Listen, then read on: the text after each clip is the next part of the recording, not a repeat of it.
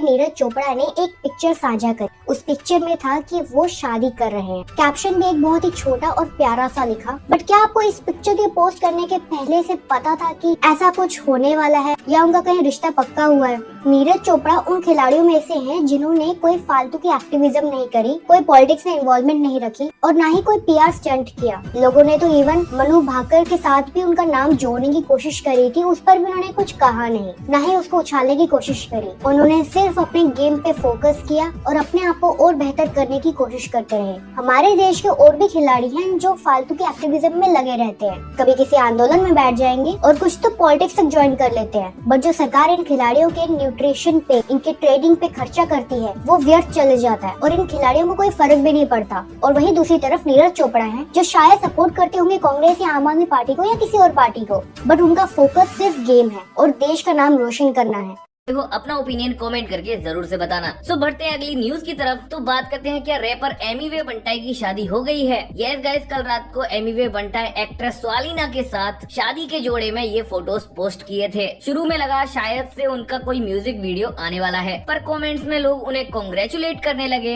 Even उनके friend भी congratulate कर रहे थे और खुद स्वालिना भी ये कमेंट की, जिससे लगता है कि शायद उनकी प्राइवेट शादी हो गई है। पर ऐसा भी हो सकता है ये एक प्रैंक हो। इस पे आपको क्या लगता है? अपना ओपिनियन कमेंट कर देना। सो बात करते हैं कैरी मिनाटी के बारे में। तो कैरी मिनाटी एक क्रिप्टिक ट्वीट किए। वो लिखे, हर साल ऐसी भसड़ होती है जिसको सोच के ही दिल दुख जाता है और हर साल यही सोचा जाता है ये वाला बेटर होगा, पर अभी तो शुरुआत है, वो आ रही है। तो यहाँ वो किस कॉन्टेक्स्ट में बात की है ये तो समझ में नहीं आया। हो सकता है वो ईयर 2025 या अपनी किसी वीडियो या किसी लफड़े के बारे में बात कर रहे हो। खैर आगे बढ़ते हैं, बात करते हैं मनोज दे के बारे में। सो क्या मनोज दे ने एक्सीडेंट कर दिया? वेल गाइस, मनोज दे से रिलेटेड ये न्यूज आई थी कि मनोज दे की फॉर्च्यूनर ने एक ऑटो ड्राइवर को टक्कर मार दी है और ऑटो वहीं पलट गया और ऑटो ड्राइवर उसमें दब गया था। वहाँ के लोकल लोगों ने ऑटो ड्राइवर को निकाल कर हॉस्पिटल पहुँचाया, क्योंकि फॉर्च्यूनर जो कि मनोज दे की थी उसका ड्राइवर एक्सीडेंट करके भाग गया था। हालांकि पुलिस ने ड्राइवर के अगेंस्ट केस रजिस्टर कर लिया है और मनोज दे से रिलेटेड काफी फेक न्यूज भी फैल रही है कि मनोज दे पी कर चला रहे थे। सो एक्चुअली हुआ क्या था, मनोज दे ने इस पे क्लैरिफिकेशन दिया। वो क्या कहे आप खुद देखिए। तो दोस्तों, तभी एक न्यूज बहुत तेजी से फैल रही है, वायरल हो रही है कि मेरा जो फॉर्च्यूनर है वो टक्कर मार दिया किसी ऑटो को, कल एक्सीडेंट किया है।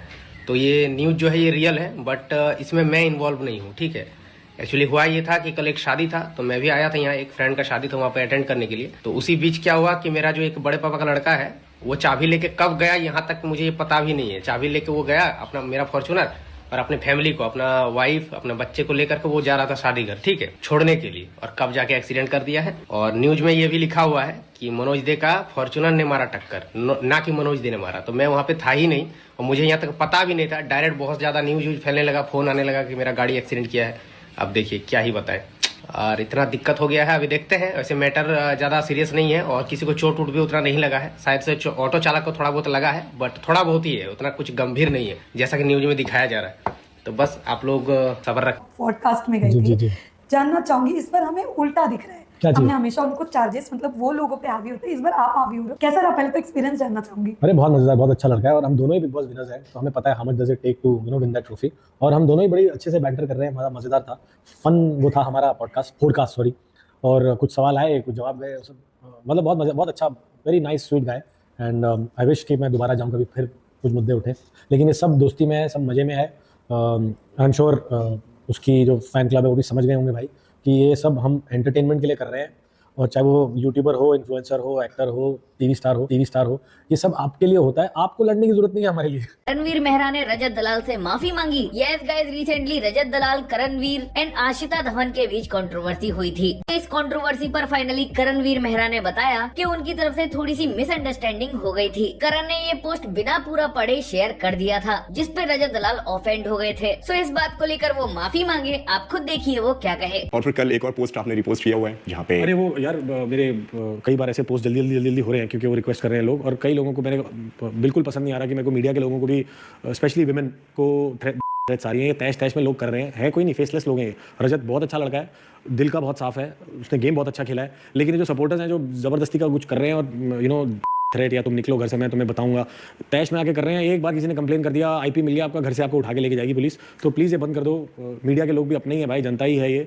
सो भाई ये रिक्वेस्ट करना चाह रहा हूँ। तो उस चक्कर में पोस्ट कर दिया था, मैंने पढ़ा भी नहीं पूरा कि वो दलाल लेके कुछ लिखा हुआ है। तो ऐसा कुछ नहीं है भाई, मेरे को कोई किसी के सरनेम पे किसी पर्सनल उसके, और रजत बहुत अच्छा दोस्त है, हम तो ग्रुप पे बातें भी कर रहे हैं, तो कोई ऐसी मलाल नहीं है किसी से। ऑल्सो रजत दलाल ने जो धमकी दी थी उसको लेकर करणवीर मेहरा बात की है। वो बताए कि वो उनको सीरियसली नहीं लिए और उन दोनों के बीच कोई भी झगड़ा नहीं है। आप खुद देखिए, कुछ धमकी वैसा वीडियो भी आ रहा है रजत दलाल ने, रजत ने बोला मजे कर रहा है वो। यूटर्न है अपना, थोड़ी देर में खाने के लिए बुलाएगा।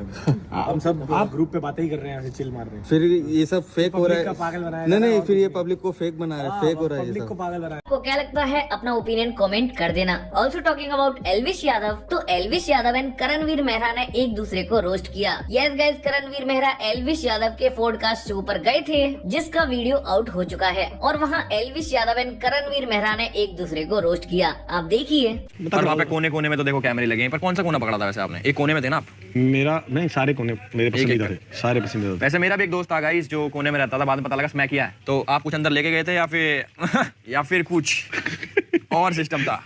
मैं एक दोस्त था मेरा रजत, जिसने बोला था कि ये चीजें अच्छी नहीं होती, आप ना करो। आप पता नहीं उसके दोस्तों ने ये चीज समझी है कि नहीं समझी है, मैं तो समझ गया था। चलो भाई ने टाइम पे छोड़ दिया, इसी का ही शुक्र मनाते हैं। ऑल्सो करणवीर पेड मीडिया वाले कंट्रोवर्सी पर रिएक्ट किए एंड एल्विश यादव के सामने मस्ती मस्ती में एडमिट कर दिया कि वो पेड पीआर कराए थे। आप खुद देखिए। मैं मीडिया वाले उसमें आया था जब बिग बॉस के घर के अंदर, तो एक लेडी थी। ऐसा कॉन्फिडेंस, बस इतना ही बेशरम होना है मुझे, सिखा देना बस। ये वाली जो है ना चीज, आपकी उम्र निकल गई उसकी। वही मतलब 2 बार निकल गई भाई मेरी उतनी तो। मैं कह रहा हूँ जैसे मैं जब बिग बॉस के अंदर आया तो एक लेडी थी वहाँ पे, उन्होंने बोला कि करणवीर आप जैसे टॉप 2 में है, वहाँ जैसे इतने सारे लोग बैठे, तो वो क्या सोच के बोला उन्होंने टॉप 2 अंदर, क्योंकि लोग भी चौंक गए थे, टॉप 2 अरे अभी तुम 6 बैठे हैं। आई थिंक वो एडवांस चला गया होगा, समझ गया आप?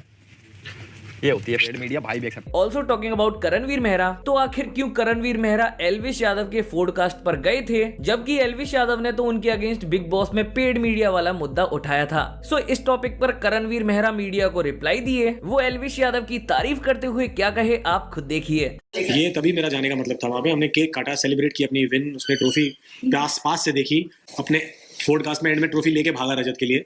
तो ये सब चीजें इसलिए थी कि आप you have to be a very, आप लूजर नहीं हो, आप एक गेम लूज कर गए हो, doesn't mean that you are a loser. It's, ये तो चलता रहेगा, जिंदगी है, तो एक फलसफा सिखाया है बिग बॉस ने।